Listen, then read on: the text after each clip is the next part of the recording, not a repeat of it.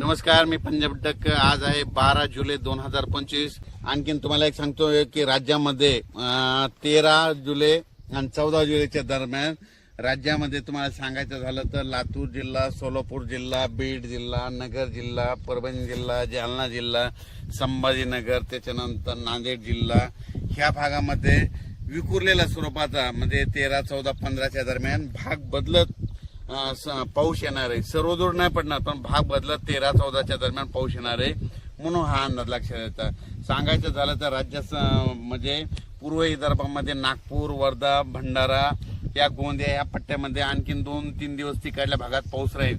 पण राज्यात मात्र सर्वदूरचा सध्या तरी पाऊस नाही।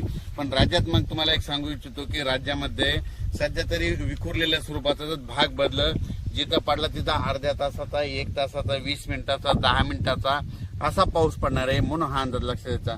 मग राज्यात मोठा पाऊस कधी येणार आहे तर माझी सगळ्याला विनंती आहे, तुम्ही काय करा, आणखीन 4-5 दिवस आहेत, शेतीचे कामे करून घ्या, फवारण्या करायच्या तर करू शकता, खुरपण करू शकता। कारण की राज्यामध्ये 17-18च्या नंतर काय होणार आहे, तामिळनाडू, आंध्र प्रदेश आणि कर्नाटक या भागामध्ये आतापर्यंत 1-1.5 महिना झाला पाऊस नाही।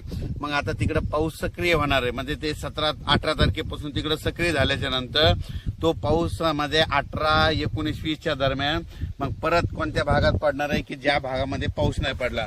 मग त्याच्यामध्ये तुम्हाला सांगतो की त्याच्यामध्ये लातूर जिल्हा, धाराशिव जिल्हा, सोलापूर जिल्हा, सांगली, नगर, कडाष्टी, पाटोदा या भागामध्ये मग 18 तारखेच्या नंतर म्हणजे 18 जुलैच्या नंतर परत तिकडल्या भागात दक्षिणेकडे पाऊस सक्रिय होणार आहे म्हणून हा अंदाज लक्षात घ्यायचा। म्हणजे सांगायचं झालं तर तुम्हाला सांगू इच्छितो, राज्यात मात्र पुन्हा परत 20 तारखेच्या नंतर आणखीन पाऊस वाढतच जाणार आहे। पण 18च्या नंतर काय होणार आहे की जे पट्टा आहे म्हणजे कोणता जे पावसापासून वंचित झालेला आहे, लातूर जिल्हा, बीड जिल्हा, सोलापूर जिल्हा, नगर जिल्ह्याचा काही भाग म्हणजे हे भाग आणि सांगली जतचा काही भाग, पंढरपूर या भागामध्ये तुम्हाला सांगू इच्छितो तुमच्यासाठी खरंच आनंदाची बातमी, 18 जुलैच्या नंतर तुमच्या इकडे पाऊस चांगला सक्रिय होणार आहे। कारण की काय होणार आहे, कर्नाटक, आंध्र प्रदेश, तामिळनाडू, केरळकडे तिकडे पाऊस सक्रिय होणार असल्यामुळे आता तिकडचा पाऊस आपल्याकडे येणार आहे। त्याच्यामुळे राज्यात 18च्या नंतर आपल्या इकडं दक्षिण भागात महाराष्ट्राच्या दक्षिण महाराष्ट्राकडे पाऊस सुरुवात होईल।